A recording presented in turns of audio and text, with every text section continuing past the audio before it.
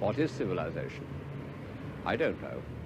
I can't define it in abstract terms yet, but I think I can recognize it when I see it, and I'm looking at it now. Et bonjour YouTube et bienvenue dans cette toute nouvelle vidéo. Ça y est, première vidéo de l'année 2026, enfin. Quelle indignité. Donc premier changement majeur, vous l'avez peut-être vu, mais c'est le nom de ma chaîne et le logo aussi, parce que du coup mon ancien nom de chaîne était quasiment introuvable. Du coup quand les gens me demandaient si c'était bien ça, je leur répondais non. Non, t'es trompé. Du coup ils me redemandaient si c'était ça et je leur disais t'es trompé encore.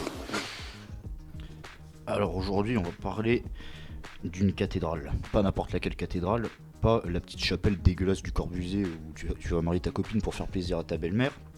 Non, on parle de la cathédrale Saint-Pierre de Beauvais, certainement la plus ambitieuse, la plus grande et la plus folle de toute l'histoire du gothique français.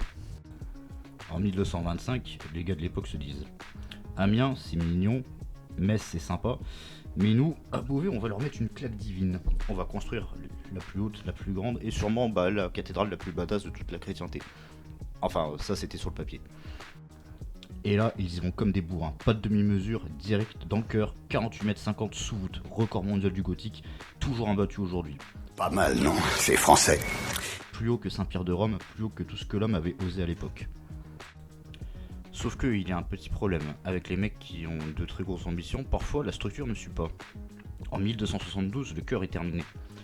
Les chanoines sont en train de se dire, on est les kings, 12 ans plus tard, en novembre 1284, un vendredi, oui, même le vendredi 13 n'existait pas encore, mais Dieu était déjà là. Une tempête et un coup de vent un peu trop zélé, et paf, une partie des voûtes s'effondre totalement, et emporte le cœur avec et tord les arcs-boutants.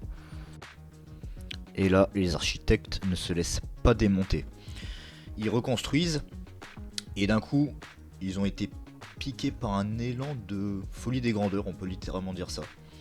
Et ils décident de bâtir une flèche de 100 mètres. Donc en tout, ça fait 150 mètres de hauteur. La cathédrale fut pendant 4 ans le monument le plus haut au monde.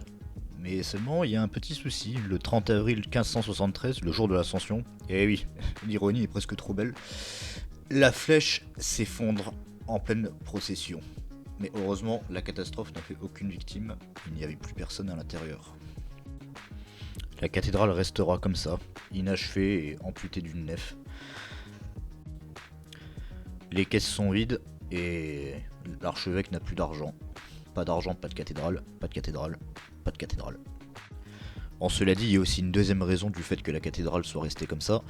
C'est parce que nous avons atterri dans cette magnifique période où le roi François Ier mettait des KO au roi d'Angleterre.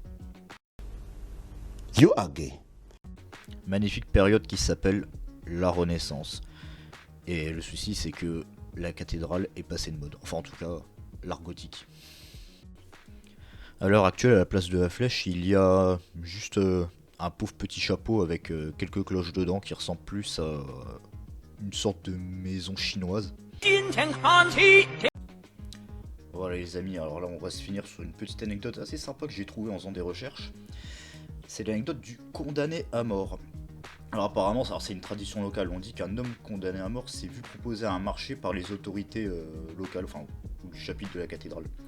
En gros, ils lui ont dit, monte là-haut, nettoie et retire tous les débris dangereux des toits et des parties hautes. Si tu réussis, que tu redescends vivant, on te gracie et tu retrouveras ta liberté. Donc il accepte le challenge, il grimpe avec des cordes et des échafaudages de fortune, il travaille à plus de 50 mètres et il réussit du coup à déblayer les restes de la flèche qui s'était effondrée. Plutôt pas mal quand même. Voilà les amis, c'est la fin de cette vidéo, j'espère que ça vous a plu.